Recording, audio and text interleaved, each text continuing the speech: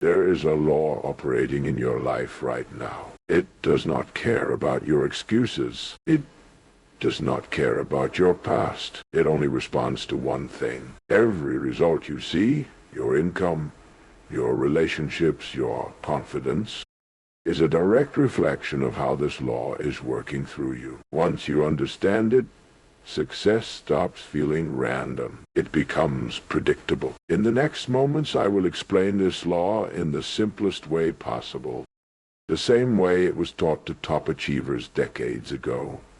This is knowledge passed quietly, because it works. Section 1. The architecture of the self-imposed ceiling. If you were to observe the vast, teeming machinery of human society from a detached vantage point, you would witness a peculiar and unsettling paradox. We live in an age of unprecedented abundance, where the accumulated knowledge of the centuries is available at a moment's notice, where the physical barriers to survival have largely been conquered, and where the tools for achievement are scattered about like leaves in autumn. And yet, if you look closely at the individuals who make up this society, you will find that the vast majority are operating at a fraction of their capacity. They are like great ocean liners equipped with engines capable of crossing the widest seas, yet they remain tethered to the dock, running their engines at an idle, vibrating with potential energy that is never converted into forward motion. This is the great tragedy of the human experience. It is not that we lack the ability, the talent, or the opportunity. It is that we have accepted without question a standard of living that is far below our natural birthright. We have accepted a life of quiet restriction, assuming that the boundaries we see are set in stone, when in reality they are set in thought. To understand why most people live below their potential, we must first clear the ground of the common misconceptions that clutter our thinking. We must dispense with the idea that potential is a matter of luck, or circumstance, or the station of one's birth. These are the comforting lies we tell ourselves to excuse our lack of progress. The truth is far more liberating, though it places a heavy burden of responsibility squarely upon your own shoulders. The reason most people live narrow, confined lives is that they have never truly understood the nature of the instrument they possess, the human mind. They treat their minds as a storage attic for trivia, or a passive screen upon which the world projects its chaos, rather than as the generative engine of their reality. We must begin with a fundamental premise, a law as rigid and unyielding as the law of gravity. It is the law of cause and effect. In the physical world, we understand this implicitly. We know that if we plant corn, we will not harvest wheat. We know that if we build a house on sand, it will not stand. Yet, when it comes to the architecture of our own lives, we somehow believe that we can think in terms of defeat, mediocrity, and limitation, and yet still harvest a life of victory, abundance, and expansion. It is impossible. It is a violation of the laws of the universe. Living below your potential is not a passive state. It is an active result. It is the specific, mathematical outcome of a specific pattern of thought. You are, at this very moment, standing in the center of your own thinking. Everything you see around you, your environment, your relationships, your work, your health, is the physical manifestation of your inner mental climate. If your life is smaller than you wish it to be, it is because the dominant thoughts occupying your mind have drawn the blueprints for a small structure. Consider the concept of the ceiling. In architecture, a ceiling defines the upper limit of a room. It dictates how tall you can stand, how high you can reach. In the psychological realm, we build ceilings of expectation. Most people, from the time they are very young, are conditioned to construct a very low ceiling. They look around at the average person, the person who's just getting by, the person who is content with comfort rather than contribution, and they unconsciously decide that this is the norm. They calibrate their internal thermostat to this lukewarm temperature. Once the ceiling is set, the mind, which is a cybernetic goal-seeking mechanism, goes to work to ensure you never surpass it. If you begin to rise above that self-imposed limit, if you start to achieve more or expand your horizons, your subconscious alarm bells will ring. You will feel uncomfortable. You will feel out of place. And you will unconsciously engage in self-sabotage to bring yourself back down to the level you believe you deserve. This is why people who win sudden fortunes often lose them just as quickly. They have not expanded their mental ceiling to accommodate their new reality, and so they must shrink their reality to fit their mind. This is the insidious nature of the average. We are surrounded by a conspiracy of conformity. It is not a malicious conspiracy, but a pervasive one. It is the pressure of the herd. The majority of people are drifting through life without a definite purpose, guided only by the desire to arrive safely at death without too much trouble. They do not think, they react. They do not choose, they accept.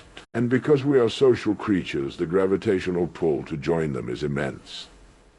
To live up to your potential, you must be willing to break this gravitational pull. You must be willing to accept that the common sense of the crowd is often common nonsense. The crowd will tell you to be realistic. They will tell you to play it safe. They will tell you that you should be grateful for what you have and not ask for more. While gratitude is a virtue, complacency is a vice. There is a vast difference between being grateful for where you are and being content to stay there forever. The man or woman who lives below their potential does so because they have surrendered their greatest power, the power of independent thought. They have allowed their environment to dictate their internal state. When the world is kind, they are happy. When the world is harsh, they are miserable. They are like a thermometer, simply reflecting the temperature of the room. But the person who seeks to realize their full potential must become a thermostat. They must set the temperature of their own mind,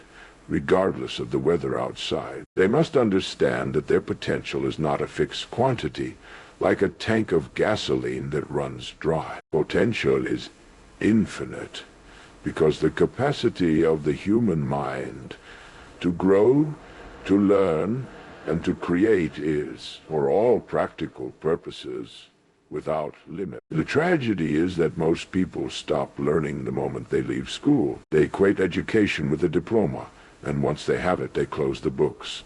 They stop tilling the soil of their mind, and just as a field left untended will not remain empty, but will be overrun with weeds, a mind left untended will be overrun with worry, fear, and the petty concerns of the day. Weeds require no effort to grow. They are the default state of nature. Negativity, doubt, and limitation require no effort. They are the default state of the uncultivated mind. To produce a harvest of value, to live a life that rises toward the peak of your potential, requires the disciplined daily effort of planting the right seeds. You must ask yourself, what are the seeds you are planting? If you were to record your internal monologue for 24 hours, what would you hear? Would you hear a narration of hope, of strategy, of confident expectation? Or would you hear a litany of complaints, a rehearsal of past failures,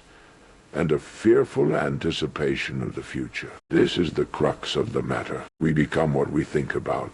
This is the strangest secret, and yet it is the most obvious truth. You cannot think of failure and build success. You cannot think of scarcity and build wealth. You cannot think of sickness and build health. The blueprint must precede the building. Most people live below their potential because their blueprint is blurry. They do not know what they want. If you ask the average man what he wants out of life, he will give you a vague answer. He wants happiness or enough money or no worries. These are not goals. They are nebulous wishes. The mind cannot work on a fog. It needs a clear, sharp image. Without a clear destination, the ship simply drifts, and the ship that drifts will eventually encounter the rocks. It is not a matter of if, but when. The drifting life is a life of low potential, because it is a life devoid of direction. Energy without focus is merely heat. It accomplishes no work. Furthermore, we must address the concept of security, which has become a fetish in our modern world. In the pursuit of security, millions of people sacrifice their potential. While they cling to a job that stifles their spirit because it offers a steady paycheck. They refuse to take the risk of enterprise because they fear the possibility of loss. But there is no such thing as total security in this life. The only true security is the knowledge that you are a competent, growing, thinking human being who can adapt and create value in any circumstance. When you trade your potential for security, you make a devil's bargain. You gain a temporary reduction in anxiety, but you pay for it with a permanent reduction in vitality. The human spirit is designed for expansion. It is designed to overcome obstacles, to solve problems, to climb mountains. When you remove the challenge, you remove the growth.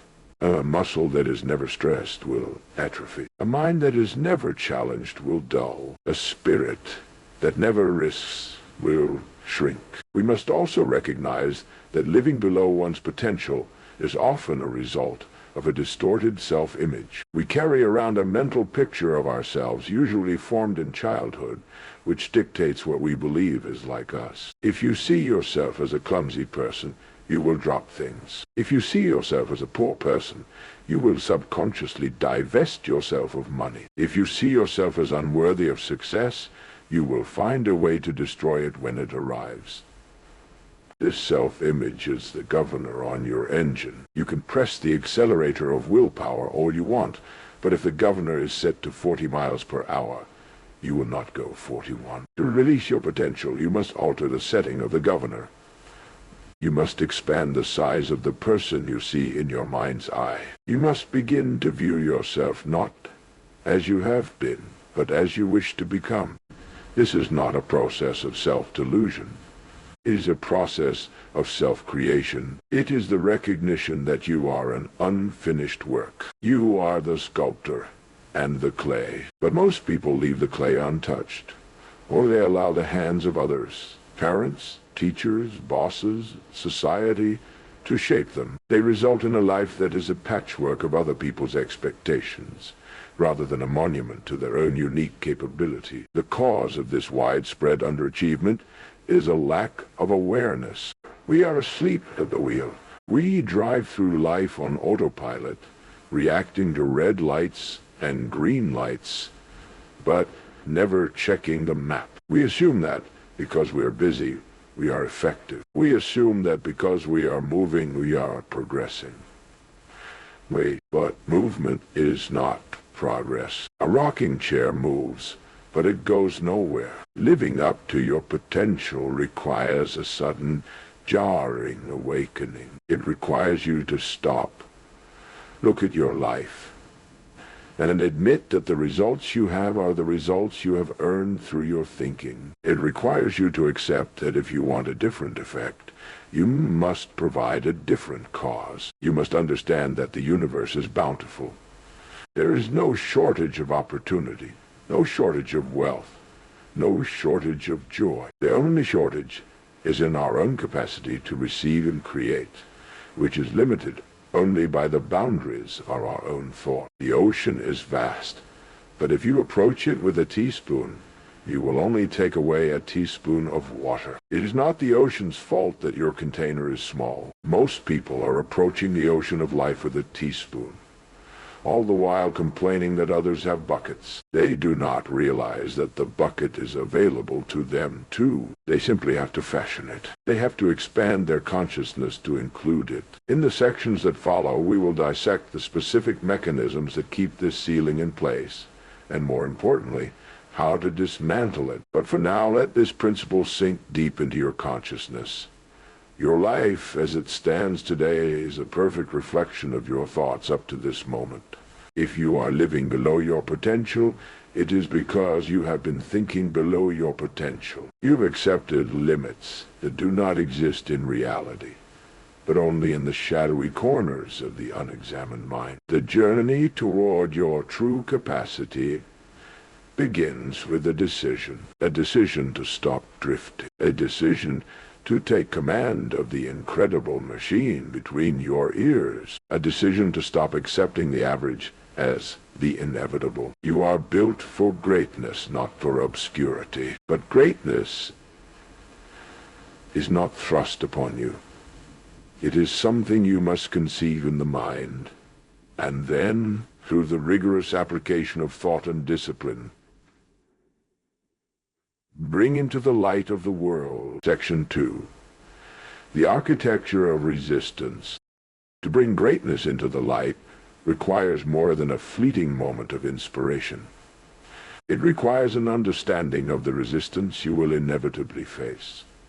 It is a peculiar fact of human nature that while we desire improvement, we simultaneously resist the change necessary to achieve it. This is the paradox that keeps the vast majority of men and women fixed in a static position, living lives that are shadows of what they could be. You must understand that the mind in its untrained state is a mechanism of survival, not a mechanism of success. Its primary directive is to keep you safe, and to the primitive part of the brain, safety is synonymous with the familiar. Anything unknown, anything that requires a venture into uncharted territory, triggers an alarm. It registers as a threat. When you decide to raise your standards and pursue your potential, you are effectively declaring war on your own comfort zone. This is why the initial burst of enthusiasm so often fades. You set a goal. You see the summit. But then the invisible force of inertia sets in. This is not a defect in your character. It is a law of physics applied to psychology. A body at rest tends to remain at rest. To change your trajectory requires a force greater than the resistance of your old habits. Most people interpret this internal resistance as a sign that they should stop. They feel the discomfort of discipline, the anxiety of the new, and they say to themselves, this doesn't feel right. They mistake the sensation of growth for the sensation of pain. But you must realize that all growth is a form of stress. You cannot build a muscle without stressing the fiber, and you cannot build a life of high potential without stressing your current limitations. Consider the architecture of your daily existence. It is built upon a foundation of routines. These routines are the automatic programs that run your day. For the person living below their potential, these routines are reactive. They wake up because the alarm rings. They go to work because they must pay the bills. They seek entertainment because they are tired. They are caught in a circular track, expending vast amounts of energy merely to stay in the same place. To break this cycle, you must introduce the element of conscious design. You must stop acting out of habit and start acting out of intent. This requires a quality that is rare and precious. The ability to do what needs to be done, when it needs to be done, whether you feel like it or not. This is the definition of self-discipline. It is the master key. Without it, the most brilliant goals are nothing more than daydreams. There is a common misconception that discipline is a restriction of freedom. People say, I want to be free to do what I want. But if you look closely at the lives of those who lack discipline, you will see very little freedom. They are slaves to their impulses. They are slaves to their moods. They are slaves to the immediate gratification that ultimately robs them of their long-term rewards. True freedom is the ability to give yourself a command and follow it. When you possess this ability, you are no longer subject to the whims of circumstance. You become the captain of your soul. But this capacity is not a gift. It is a conquest. It must be won day by day, hour by hour. Another significant barrier to realizing your potential is the misunderstanding of the concept of time. We all possess the exact same amount of time. The beggar on the street and the captain of industry are both allotted 24 hours in a day. Time is the great equalizer. The difference in results comes not from the time itself, but from the density of effort and thought put into that time. The person living below their potential tends to view time as something to be killed or passed. They look forward to the weekend, to the vacation, to retirement. They are constantly wishing their life away, waiting for some future moment when they will finally be happy. This is a tragic error. Potential can only be actualized in the present. The future is a concept. The past is a memory. The only reality you have is this very moment. If you are not using this moment to build, to learn, or to progress, you are, by definition, decaying. There is no neutral ground. In nature, that which is not growing is dying. If you are not actively climbing, you are sliding. We must also address the insidious enemy known as procrastination. Procrastination is not merely laziness. It is fear disguised as delay. It is the voice that says, "I will start when I am ready," but you will never be fully ready. The conditions will never be perfect. The lights will never all be green at the same time. Those who live fully understand that action cures fear. Indecision fertilizes it. When you hesitate, you give your doubts time to grow. When you act, you strip fear of its power. The successful individual is one who has learned to act in spite of fear, to move forward even when the path is not entirely visible. They understand that clarity comes from movement, not from standing still and analyzing. Furthermore, we must examine the company you keep. It has been said that you are the average of the 5 people you spend the most time with. This is not a cliché. It is a sociological fact. We are social creatures, and we absorb the attitudes, the beliefs, and the standards of those around us through a process of osmosis. If you are surrounded by people who are content with mediocrity, who spend their time complaining, who mock ambition and seek only security, it will be nearly impossible for you to rise above that level. They will act as a gravitational anchor. When you begin to change, when you begin to strive for more, you may find that these associates become uncomfortable. Your growth shines a light on their stagnation. They may unconsciously try to pull you back down, not out of malice, but out of a desire to maintain the equilibrium of the group. To live up to your potential, you must have the courage to audit your associations. You must seek out those who are living at a higher level, those who challenge you, those who are playing a bigger game. You need to be in an environment where growth is the norm, where excellence is expected, and where big ideas are discussed rather than small people. This brings us to the concept of the self-fulfilling prophecy. We tend to get what we expect, not what we want, but what we expect. The person who expects difficulty will find it. The person who expects failure will subconsciously sabotage their own efforts to ensure that their expectation is met. The mind hates cognitive dissonance. It wants your outer reality to match your inner beliefs. If you believe that success is hard, that money is scarce, or that you are not the type to achieve great things, your mind will work tirelessly to prove you right.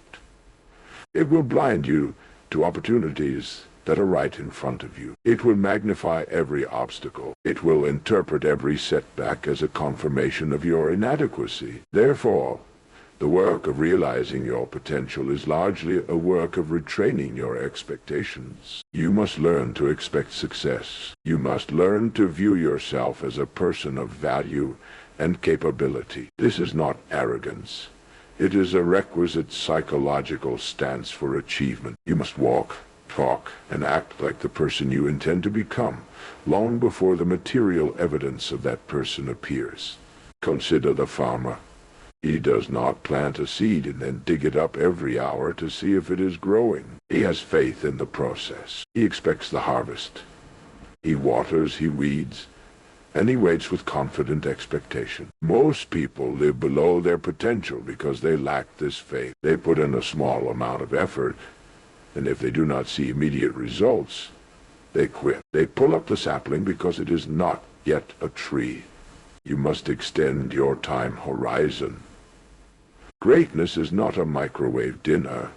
It is a slow-cooked feast. It requires patience, persistence, and a refusal to be discouraged by the delay between planting and reaping. There's also the matter of blame.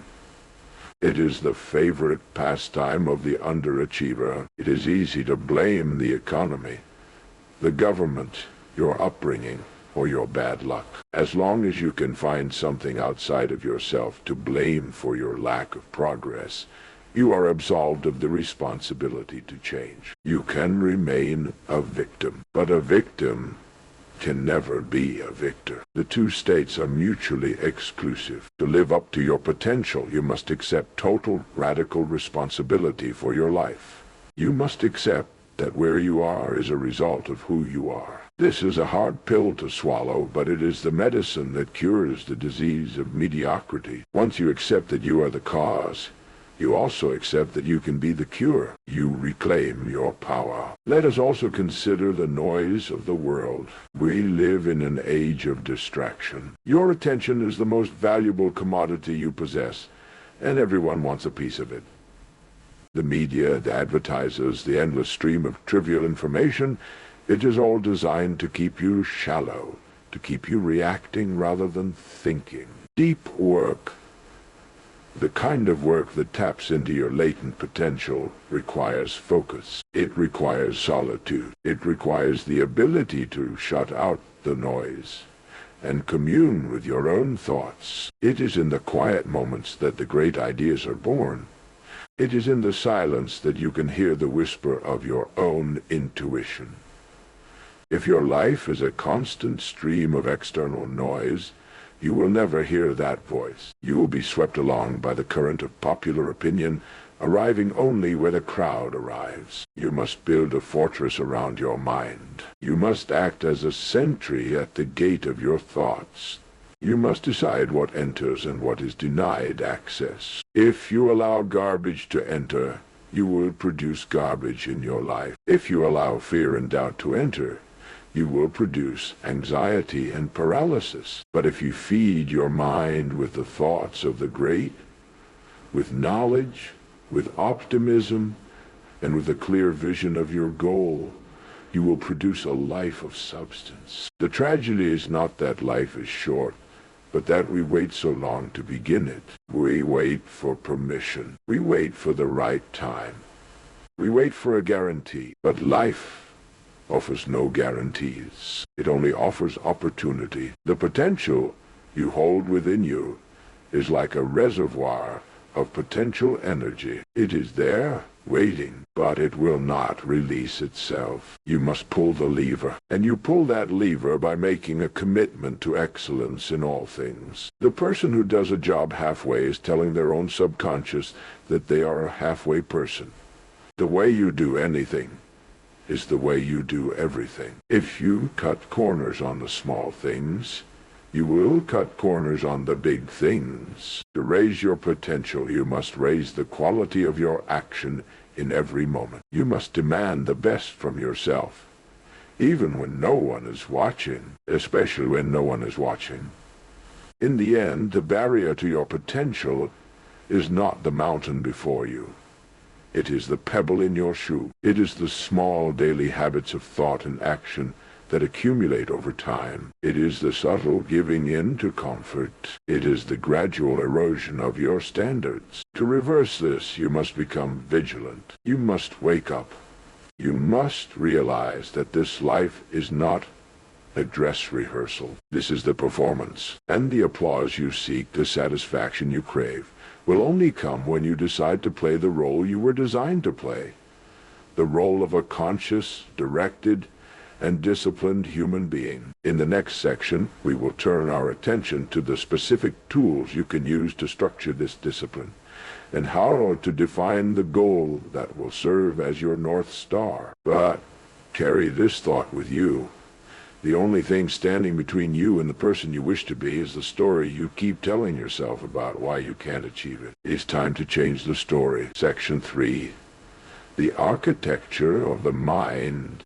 We must now look inward, past the surface-level habits and the external environment, to the very machinery that dictates your reality. We established that the story you tell yourself is the barrier.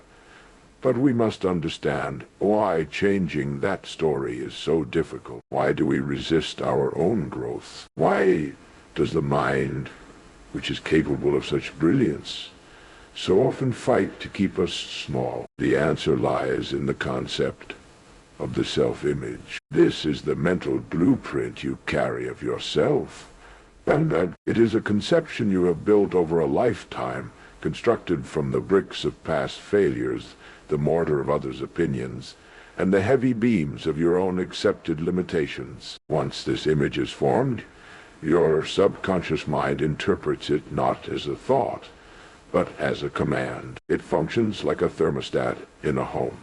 If your self-image is set to a certain level of achievement, a certain level of income, or a certain level of happiness, your subconscious will work tirelessly to maintain that specific temperature. If you try to rise above it, if you have a sudden windfall of success, or a burst of disciplined effort, the thermostat senses a deviation. It triggers a cooling mechanism. You will find yourself becoming uncomfortable.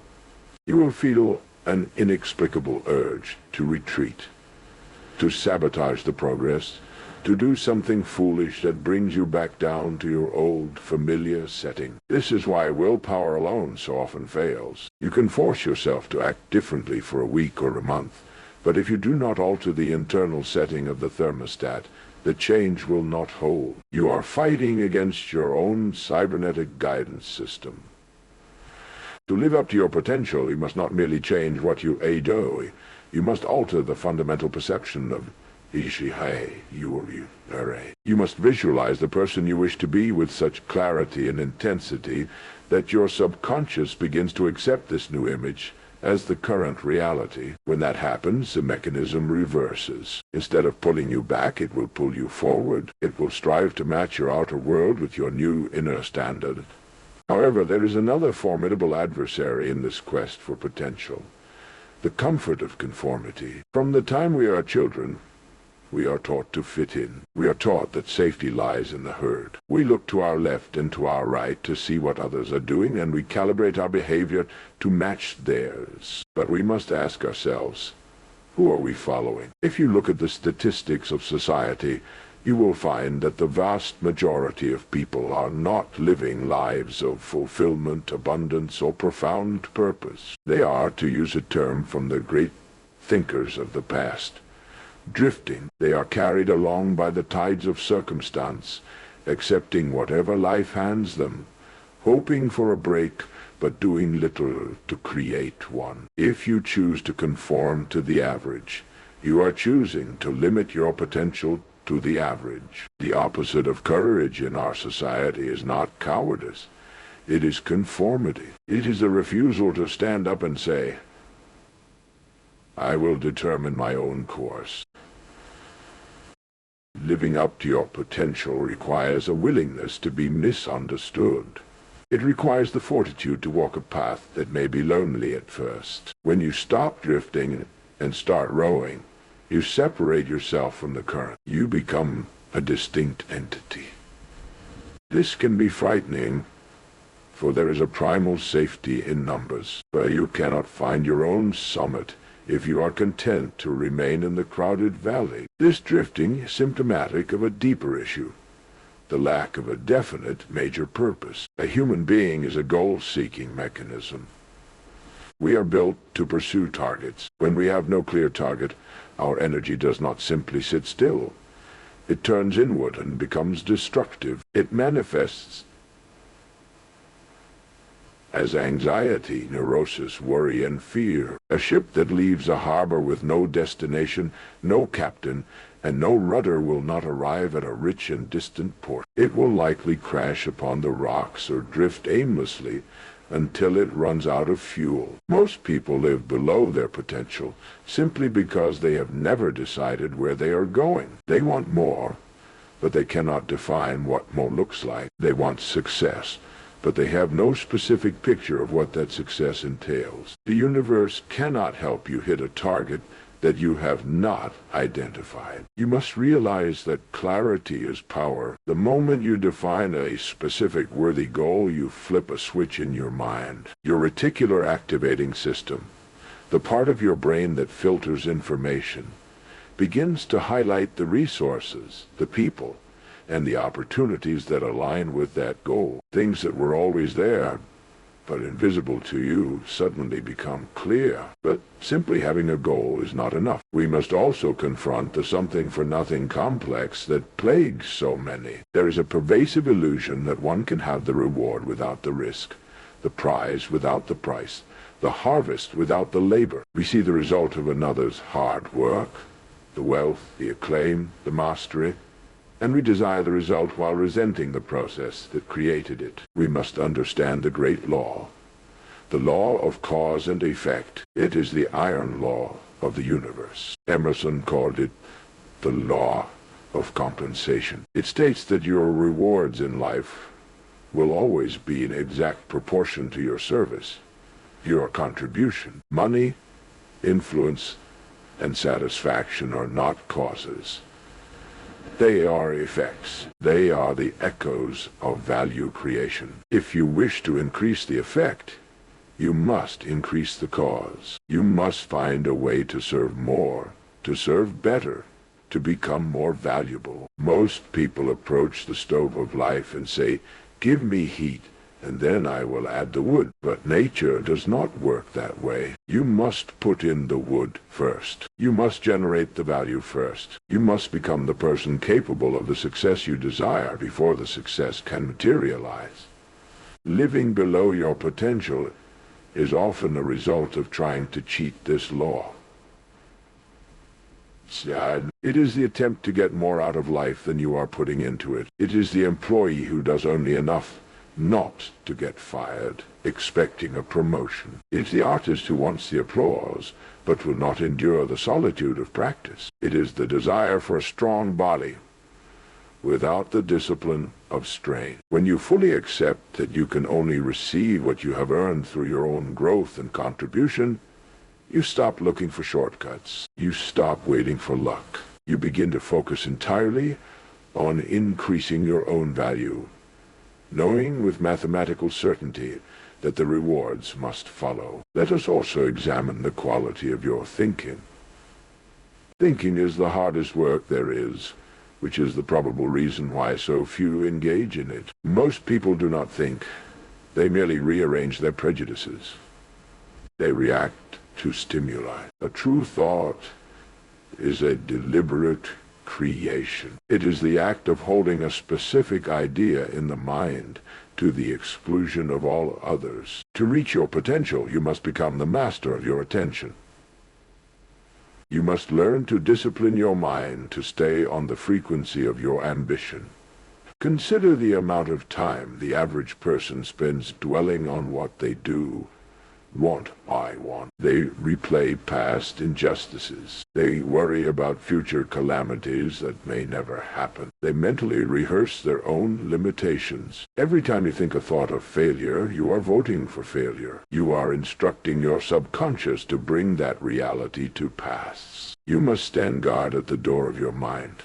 You have been given the most complex, powerful tool in the known universe, the human brain, and yet it came without an instruction manual. Consequently, we often use it destructively. We use our imagination to scare ourselves to death, rather than to build a vision of the life we desire. You must learn to operate this machine. You must consciously choose thoughts that serve you. When a thought of doubt arises, you must recognize it as a trespasser and eject it, replacing it immediately with a thought of strength. This is not self-delusion. It is self-direction. It is the difference between the rider who controls the horse and the rider who is dragged by it. There is a concept known as opportunity cost. Every moment you spend in a state of negativity, passivity, or distraction is a moment you have sold for a price of zero. You have traded a piece of your life for nothing. The person who lives up to their potential treats time not as a limitless resource, but as a currency. They invest it. They invest it in learning. They invested in health. They invested in relationships that matter. They invested in the silent contemplation of their goals. If you look at your life today, you are looking at the lagging indicator of your past habits of thought.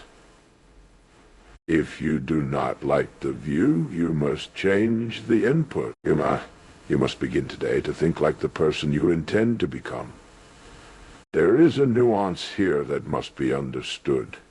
This is not about struggle. It is about flow. When you are aligned with a clear purpose, when you have accepted responsibility, and when you have tuned your self-image to success, the friction disappears. Work becomes play. Discipline becomes a joy rather than a burden. The struggle comes when you are divided against yourself. When your conscious desire says, go, but your subconscious map says, the struggle comes when you want the heat without the wood. You have within you right now faculties and powers that you have never called upon. They are dormant, waiting for the command. That command is a decision to stop drifting, a decision to stop blaming, a decision to stop conforming to a standard that is beneath you. It requires a certain ruthlessness with one's own excuses. You must catch yourself in the act of justifying mediocrity. When you say, I am too tired, you must hear it for what it is.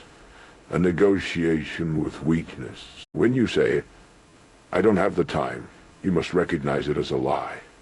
For we all have the same 24 hours. The realization of your potential is simply the process of removing the interference. The statue is already inside the marble. The pencil is already inside you. The work is the chipping away of the stone, the chipping away of fear, of doubt, of laziness, of the need for approval. As we move toward the final section of this message, we must prepare to translate these philosophies into concrete geometry. We have discussed the why and the what. We have explored the soil and the seed. Now, we must look at the tools of the harvest. We must look at how to structure a day, how to formulate the goal so that it becomes inevitable, and how to maintain the trajectory when the initial enthusiasm fades. For potential is not a burst of energy. It is a steady, unyielding pressure in the direction of your ideal. But before we proceed, let this truth settle into the marrow of your bones. You are not a victim of the world. You are a creator of it. The world is a mirror, reflecting back to you the image you present to it. If you frown at the mirror, it frowns back. If you strike at it, you only hurt your own hand. But if you smile, if you approach it with confidence, with expectation, and with a spirit of service, the mirror has no choice but to reflect that glory back to you. The choice, as always, is yours. You are the captain. The seas may be rough, and the wind may be contrary, but you hold the wheel, and it is time to steer. Section 4. The architecture of achievement. And so, having taken the helm, we must now navigate the daily currents. It is one thing to understand the principles of navigation. It is quite another to hold the wheel steady when the fog rolls in and the horizon disappears. We arrive now at the point of execution. This is where the philosophy of potential meets the friction of reality. It is the bridge between the thought and the thing. You must understand that the realization of your potential is not a single cataclysmic event. It is not a lightning strike of inspiration that changes everything in an instant. That is the dramatic interpretation favored by novels and cinema. But it is not the way of life. True achievement is an architectural process. It is built brick by brick, day by day, hour by hour. The tragic mistake most people make is that they despise the smallness of the daily task, because they are mesmerized by the magnitude of the distant goal. They want the finished cathedral, but they have no patience for the laying of the foundation. If they cannot do everything at once, they do nothing at all. They wait for the perfect time, not realizing that time is never perfect.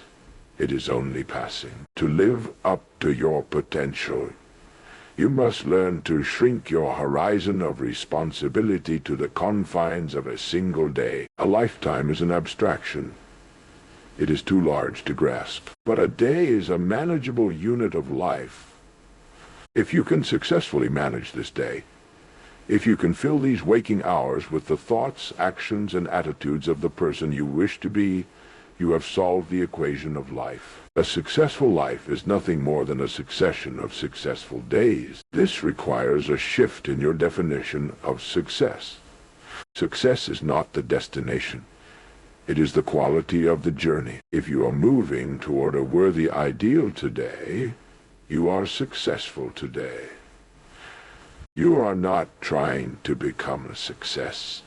You are being one. However, as you begin to organize your days around a definite purpose, you will encounter a formidable adversary. It is not an external enemy. It is the weight of your own old habits and the gravitational pull of conformity. The majority of the world operates on the path of least resistance. To live up to your potential is to walk the path of most resistance, at least in the beginning. It requires you to separate yourself from the herd. This does not mean you must withdraw from society, but it does mean you must withdraw from the consensus of society. You must be willing to be misunderstood. When you stop drifting and start steering, those who are still drifting will often look at you with suspicion or confusion. They may call you obsessed. They may tell you to be realistic. You must remember that realism to the drifter is simply a justification for their own limitations. Do not let their ceiling become your floor. Intellectual independence is the hallmark of the individual who is actualizing their potential. You must value your own reasoned judgment above the collective opinion of the crowd. The crowd is not going where you are going. This brings us to the vital necessity of courage, not the courage of the battlefield, but the quiet, steadfast courage of the early morning, the courage to sit down to your work when you would rather be entertained, the courage to say no to the trivial, so that you may say yes to the vital, the courage to persist when the initial enthusiasm has evaporated. Enthusiasm is common. Endurance is rare. There will be days when the vision seems dim. There will be days when the results do not appear to justify the effort. This is the testing ground. This is the fire that tempers the steel. You must understand the concept of delayed gratification. Guys, in our modern age, we have been conditioned to expect instant feedback. We push a button, and the light comes on. We type a query, and the answer appears. But the higher laws of nature do not operate at the speed of electronics. They operate at the speed of the seasons. When a farmer plants a seed, he does not dig it up every morning to see if it has roots. He trusts the soil. He trusts the process. He waters. He weeds. He waits. He knows that the growth is happening underground, in the dark, long before the green shoot breaks the surface. So it is with your potential. The work you do today, the study, the practice, the discipline, may not show a return tomorrow or even next week. You are building equity in yourself. You are constructing a foundation that must be deep enough to support the height of the structure you intend to build. If you demand immediate evidence of success, you will quit just before the breakthrough. You must have the faith to continue investing in yourself when the visible ledger shows no profit. Let us consolidate what we have covered into a cohesive philosophy of living. First, you must accept that you are a goal-seeking mechanism. Without a clear target, you are a ship without a rudder. You must define with absolute precision what it is you want. You must write it down. You must look at it. You must let it sink into your subconscious until it becomes a part of your psychological makeup. Second, you must understand that you become what you think about. Your mind is a factory. If you feed it raw materials of worry, fear, and pettiness, it will manufacture a life of anxiety and limitation. If you feed it thoughts of courage, service, and ability, it will manufacture a life of abundance. You are the supervisor of this factory. You control the input. Third, you must embrace the law of cause and effect. You cannot get something for nothing. Your rewards will always be in exact proportion to your service. To increase your income, your influence, or your happiness, you must increase your contribution. You must become bigger than your present problems. You must become more valuable today than you were yesterday.